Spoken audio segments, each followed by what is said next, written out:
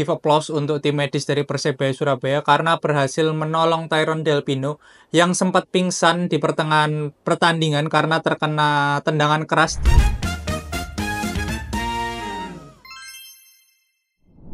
Halo Sobat Olahraga, kembali lagi bersama saya Alan di channel DB News. Tepatnya kita kali ini ada di segmen sport.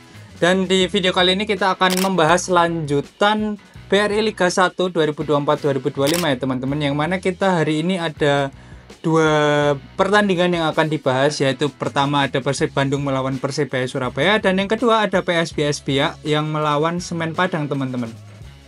Nah, sebelum masuk ke videonya, jangan lupa kalian untuk like, komen, dan subscribe channel ini supaya kalian nggak ketinggalan informasi menarik dari dunia olahraga, baik dari dalam negeri maupun dari mancanegara ya teman-teman.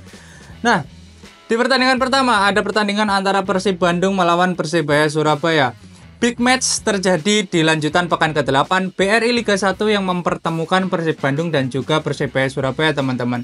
Sejak awal pertandingan ini memang diprediksi akan berjalan sengit karena Persebaya yang merupakan pemuncak klasemen akan berhadapan dengan Persib Bandung yang mana notabene Persib Bandung ini merupakan juara Liga 1 musim lalu teman-teman. Nah, bermain tanpa striker murni sejak menit awal karena cederanya David Da Silva, mau tidak mau Persib Bandung harus memanfaatkan kolektivitas dari kedua sayapnya. Sementara itu di kubu lain Persebaya bermain full tim setelah kembalinya Malik Rizaldi dari tugas negaranya kemarin teman-teman. Dan bermain tanpa penonton di kandang sendiri, Persib Bandung bermain sangat dominan dan terus menyerang sejak menit awal. Bahkan laga baru berjalan 21 menit tapi Persib sudah unggul 1 gol lewat tendangan jarak jauh yang sangat cantik sekali dari Edo Febriansyah teman-teman. Gol roket tersebut tidak bisa dibendung oleh kiper Persebaya yaitu Andika Ramadhani dan menjadikan skor berubah menjadi 1-0 untuk keunggulan Persib Bandung teman-teman. Hingga turun minum skor 1-0 tidak berubah untuk keunggulan dari Persib Bandung. Nah, begitu di babak kedua, Persebaya yang tertinggal 1 gol tidak tinggal diam dan langsung merespon lewat tendangan keras dari Flavio Silva yang masih menyamping dari gawang Kevin Mendoza. Terlalu asik menyerang, Persebaya Surabaya hampir saja kecolongan lewat kerjasama apik antara Beckham Putra dan juga Mailson Lima. Beruntung peluang tersebut itu masih bisa diantisipasi oleh kiper Persebaya yaitu Andika Ramadhani. Namun gempuran tidak berhenti di situ teman-teman. Karena bola muntah hasil antisipasi Andika Ramadhani sebelumnya jatuh di kaki Tyrone Del Pino yang berhasil melepaskan tendangan keras ke gawang Persebaya Surabaya. Beruntung tendangan Tyrone Del Pino ini masih menyamping sehingga Persebaya tidak kebobolan gol tambahan teman-teman. Nah, namun sayangnya pertahanan Persebaya yang sudah bermain apik sekali sejak awal babak kedua harus menerima pukulan telak setelah aksi individu dari Ciro Alves berhasil mengobrak-abrik pertahanan dari Persebaya Surabaya dan mencatatkan gol atas namanya di papan skor. Skor pun berubah menjadi 2-0 untuk keunggulan dari Persib Bandung. Seolah kehilangan daya juang, Persebaya Surabaya kembali membuat kesalahan yang hampir saja dimanfaatkan oleh kubu Persib Bandung untuk mencetak gol ketiganya teman-teman. Beruntung blunder yang dilakukan oleh Andika Ramadhani ini tidak berhasil dimanfaatkan oleh Tyrone Del Pino yang menerima bola blunder tersebut karena tendangan dari Tyrone Del Pino masih menyamping ya teman-teman. Jadi Persib Bandung belum berhasil mencetak gol tambahan. Dan skor 2-0 pun bertahan sampai akhir laga serta Persib Bandung semakin membuntuti Persebaya yang masih menjadi pemuncak klasemen BRI Liga 1 teman-teman. Kekalahan ini juga menjadi kekalahan pertama untuk Persebaya di BRI Liga 1 musim ini. Namun meskipun demikian poin Persebaya Surabaya masih terlampau jauh dibanding pesaingnya sehingga mereka masih berada di puncak klasemen. Catatan khusus bagi Persebaya Surabaya, mereka menurut saya harus mulai mencetak gol lebih banyak di pertandingan-pertandingan ke depannya. Karena apa? Karena memang di klasemen Liga 1 ini Persebaya merupakan pemuncak klasemen atau mungkin di 4 besar itu Persebaya merupakan tim yang hanya mencetak 7 gol yang mana jumlah tersebut sangatlah sedikit jika dibandingkan pesaing-pesaing yang lain. Dan kita tahu sendiri selain jumlah poin, untuk bisa memenangkan liga itu juga ada yang namanya selisih gol teman-teman. Dan jika Persebaya tidak berhasil untuk mencetak banyak gol ke depannya ya, bukan tidak mungkin walaupun poinnya sama Persebaya Surabaya bisa dipantati oleh tim-tim lainnya ya teman-teman, karena memang selisih gol yang sangat kurang menguntungkan bagi Persebaya Surabaya. Nah, Di pertandingan ini juga terdapat satu insiden teman-teman, yang mana kita harus give applause untuk tim medis dari Persebaya Surabaya karena berhasil menolong Tyrone Del Pino yang sempat pingsan di pertengahan pertandingan karena terkena tendangan keras di bagian mukanya ya teman-teman. Dan beruntungnya Tyrone Del Pino berhasil pulih kembali setelah respon cepat dari dokter tim Persebaya Surabaya, dan dia berhasil melanjutkan pertandingan sampai selesai teman-teman. Selanjutnya kita berlanjut ke pertandingan kedua, yaitu ada pertandingan antara PSBS Biak dan juga Semen Padang. Bergeser sedikit ke Bali, tepatnya di Stadion Iwayan Dipta, duel antara tim promosi yang punya nasib berbeda terjadi di Bali teman-teman. PSBS Biak yang menjadi tuan rumah di pertandingan kali ini diuntungkan karena tren positif mereka pada pertandingan sebelumnya.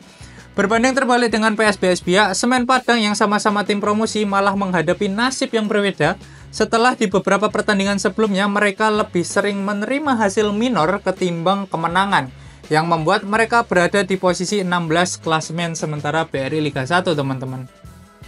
Nah, bermain sebagai tuan rumah, PSBS Biak mulai menekan sejak menit awal dan mereka berhasil menciptakan peluang emas yang ternyata masih dianggap offside teman-teman. Dan pertandingan terus berjalan seru karena kedua tim saling berbalas serangan. Namun Dewi Fortuna berpihak ke kubu Semen Padang setelah di menit 38 memanfaatkan umpan akurat dari sisi sayap. Striker muda mereka Gala Pagamu berhasil mencatatkan namanya di papan skor lewat diving header yang diarahkan ke pojok gawang dari PSBS Biak yang dikawal oleh John Piquet teman-teman. Keunggulan 1-0 pun menjadi milik Semen Padang. Nah, unggul 1 gol, Semen Padang yang berada di atas angin bermain semakin terbuka dan menyerang sampai pada menit 44 melalui skema yang sama, Tin Martik berhasil menggandakan keunggulan Semen Padang menjadi 2-0 setelah memanfaatkan operan silang dari sisi sayap Semen Padang teman-teman. Nah, tertinggal 2-0, PSBS Biak langsung merespon dengan memasukkan striker legend dari Indonesia yaitu Beto Gonçalves. Dan benar saja, perubahan strategi yang dilakukan oleh pelatih PSBS Biak menghasilkan dampak yang sangat positif setelah Beto Gonçalves berhasil memanfaatkan kemelut di kotak penalti Semen Padang untuk menjadikan skor menjadi 2-1 teman-teman. Dan hal ini menjadi catatan tersendiri bagi Beto karena dirinya menjadi pencetak gol tertua di BRI Liga 1 tepatnya di umur yang sudah 43 tahun. Dan Beto Gonçalves sendiri kalau kalian tahu merupakan salah satu pemain dari Indonesia yang masuk ke dalam 30 pencetak gol terbanyak yang masih aktif bermain di dunia teman-teman. Dan ini merupakan penghargaan yang sangat baik sekali untuk Beto Gonçalves ya, karena memang di umur yang sudah tidak muda lagi dia masih bisa terus-menerus mencetak gol, terus bisa bermain reguler gitu ya teman-teman. Dan skor 2-1 pun bertahan sampai turun minum teman-teman. Babak kedua baru dimulai 5 menit dan PSBS Biak yang mendapatkan tendangan bebas berhasil menyamakan kedudukan setelah umpan dari M. Tahir dimanfaatkan melalui tandukan ke pojok gawang yang dilakukan oleh Alexandro. Dan pertandingan yang tadinya berpihak ke Semen Padang kini semakin berbalik setelah skor berubah menjadi 2-2 teman-teman. Dan di pertandingan kali ini, pertandingan semakin berjalan seru, tercatat banyak sekali peluang-peluang yang berhasil dilakukan oleh kedua tim. Tapi kredit untuk kedua penjaga gawang, terutama John Piquet yang mana gawangnya terus-menerus dihujani serangan oleh kubu Semen Padang. Dan mungkin tanpa mereka berdua, tanpa kedua penjaga gawang dari masing-masing tim, pertandingan ini akan terjadi hujan gol ya. Karena memang penampilan apik keduanya di pertandingan kali ini teman-teman. Nah, di menit 70, Petaka datang menghampiri PSBS Biak setelah Jaimerson mendapat kartu merah setelah dia melakukan setelah dia melakukan injakan keras kepada striker Semen Padang yaitu Cornelius Stewart teman-teman. Unggul pemain Semen Padang yang diunggulkan untuk bisa mencetak gol harus kecolongan di menit 74 setelah tendangan sudut dari M. Tahir berhasil dikonversi menjadi gol keempat oleh Alexandro, yang mana menjadikan Alexandro ini sebagai salah satu pemuncak top skor di BRI Liga 1 musim ini ya teman-teman. Dan tertinggal 1 gol, Semen Padang tidak tinggal diam dan terus-menerus menyerang untuk bisa mendapatkan gol penyama kedudukan. Namun naasnya di menit ke-94, Dodi Alek Van Jin yang merupakan pemain dari Semen Padang harus mendapat kartu merah setelah dirinya mengantongi kartu kuning kedua di pertandingan tersebut. Pertandingan pun berakhir dengan skor 3-2 untuk keunggulan PSBS Biak. Dan dengan hasil tersebut, PSBS Biak berhasil merangsek ke posisi 8 klasemen sementara BRI Liga 1 dan semakin membenamkan posisi Semen Padang di klasemen sementara ya teman-teman. Semen Padang saat ini berada di posisi 16 dan ini merupakan sebuah alarm negatif bagi Semen Padang karena memang kita tahu posisi 16 sampai 18 merupakan posisi yang akan terdegradasi ke Liga 2 teman-teman. Dan kita tahu tentunya Semen Padang yang baru promosi tidak mau untuk mengulang dari Liga 2 lagi dan mereka pasti mempunyai target untuk bertahan di Liga 1.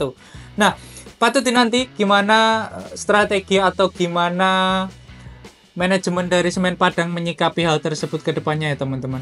Nah, bagi kalian yang suka videonya atau mungkin kalian punya pendapat tentang gimana pertandingan kemarin, entah dari pertandingan Persib melawan Persebaya ataupun PSBS Biak melawan Semen Padang, silahkan tulis pendapat kalian di kolom komentar ya.